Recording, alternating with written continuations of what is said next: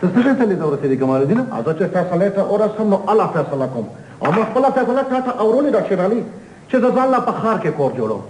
خو ده په خپله فیصله کې ادلې بدلې راوړې سړیا دا سره قرآن ټکي خو نه دی. موږ په سهار کې د الوګانو دا کار بنا وکړو او مازدیګر یې کچالان کړو. خو په لندن کې ډېر نو سهار نو مازدیګر تاسو د الوګانو نه کچالان جوړوئ خو زما خبره یو خبره ډن از ډن. کاکاجي د شاپسند نیکه ځمکه د سړک سره لګېدلې ده که تاسو هغه پلاټ ولیدو نو ډېر به خوښ شي. او پاپا آی لایک د آیډیا هغلته که مونږ کور جوړ کړو ډېر ښکلی سایډ دی. ته د سایډ خبرې کوې او زه د انسایډ جوړې بچی زما نظر ډېر لرې لرې پورې رسي. پاپا تاسو د نظر چشمې اچولی دي او زه په دې نظر ګورم نیچر ته په نیچرل نظر ګورم په دې سترګو. دا نظر چې څومره تیز وي نو عمره دوکه خوري او دا چشمې زما د عمر تجربې او د مشاهدې علامات دی. جمي بچی زه د خپلې تجربې په نظر ډېر لرې لرې پورې څیزونه وینم هغه څیزونه چې تاسو نشئ لیدی شیر علي.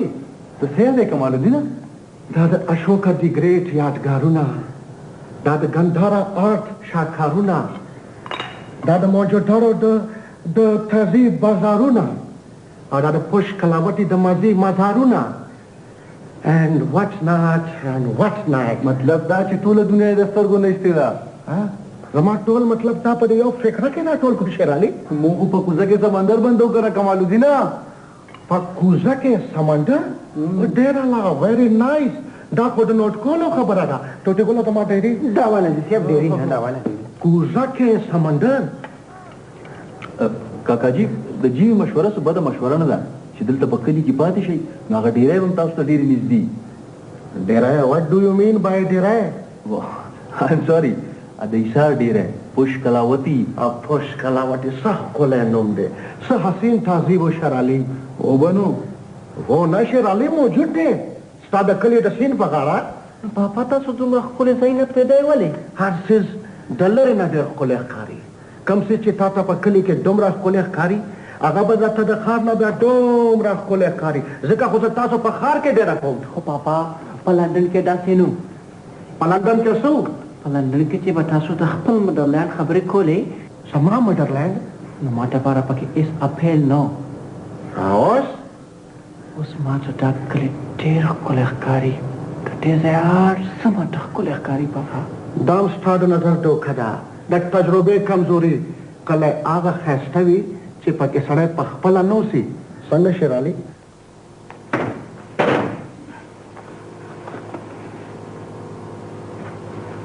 ته څه فکر کوړی دی ګوراګلي ګورې؟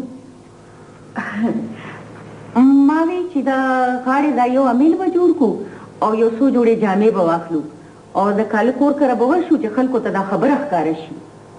کالي نه خو مې څنګه ورکړی دی ورځ به جوړه شي خو کم را سره دا د مرغۍ چې هسې نه په دې خبره کې څوک ګوتې موتې ونه وایي چې تا خلک رانه پشانه شي. وی دا څه د ماشومانو خبرې کې ښاپیری چاچي چې یو ځل غاړه کېښوه نو بس دا د کاڼي کرښه وګڼه.